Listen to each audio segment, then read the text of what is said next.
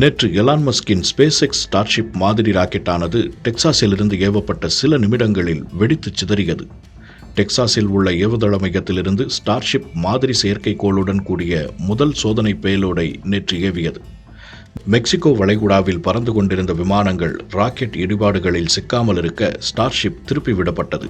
பின் புறப்பட்ட 8 நிமிடங்களுக்கு பிறகு ஸ்பேஸ் எக்ஸ் மிஷன் கண்ட்ரோல் ஸ்டார்ஷிப்புடனான அனைத்து தொடர்பையும் இழந்தது. அதன் பிறகு ஸ்டார்ஷிப்பின் சூப்பர் ஹெவி பூஸ்டரில் இருந்த மேல்நிலை உடைந்து சுக்குநூறாக வெடித்து சிதறியது. இந்த ராக்கெட்டை கொண்டுதான் செவ்வாய் கிரகத்துக்கு செல்ல திட்டமிட்டனர் என்பது கூடுதல் தகவல். இருப்பினும் ஸ்டார்ஷிப்பில் பூமிக்கு மீண்டும் கொண்டு வரக்கூடிய மறுபயன்பாட்டு பூஸ்டர்கள் வெற்றிகரமாக கீழே இறங்கின. அவற்றை ஏவுதளத்தில் இருந்த கருவிகள் பாதுகாப்பாக பிடித்து கொண்டன. இருந்தபோதிலும் என்ஜின் ஃபயர்வாலின் மேற்புறத்தில் எரிபொருள் கசிவு ஏற்பட்டு முதல் நிலை பகுதி வெடித்தது. இது ஸ்பேஸ் எக்ஸின் 7வது ஸ்டார்ஷிப்பின் பரிசோதனை முயற்சி மட்டுமே என்பதும் குறிப்பிடத்தக்கது. இச்சம்பவத்தை தொடர்ந்து மியாமி சர்வதேச விமான நிலையத்தில் சில விமானங்கள் இடைநிறுத்தப்பட்டுள்ளதாக ராய்ட்டர்ஸ் செய்தி நிறுவனம் தெரிவித்துள்ளது. 20 விமானங்கள் திருப்பிவிடப்பட்டதாக ஃப்ளைட் ரேடார் 24 தெரிவித்துள்ளது.